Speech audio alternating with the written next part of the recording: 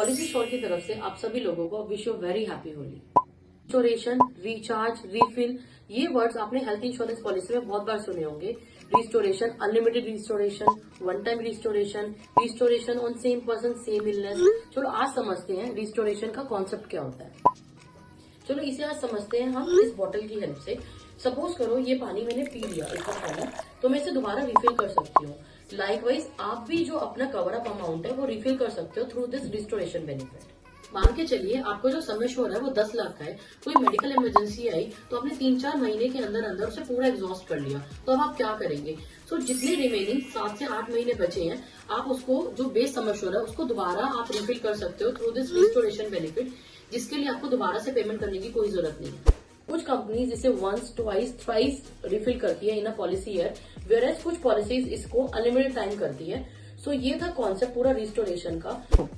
कुछ पॉलिसीज में जब तक आपका बेस समय श्योर है वो एग्जॉस्ट नहीं हो जाता, तब तक आपका जो रिस्टोरेशन बेनिफिट है आपको नहीं मिलता। फॉर एग्जांपल आपकी 10 लाख की पॉलिसी है और आपने 9 लाख का पहला क्लेम आ गया और जो बचा है वो 1 लाख रुपए बचा है, एंड फॉर एग्जांपल सेकंड जो क्लेम आया वो आपका 5 लाख रुपए का आया, तो आपका जो बचा हुआ 1 लाख का अमाउंट है सिर्फ वही आपको इंश्योरेंस कंपनी देगी। जो 4 लाख का जो अमाउंट है वो आपको खुद से अपनी पॉकेट से पे करना पड़ेगा, इंश्योरेंस कंपनी वो नहीं देगी।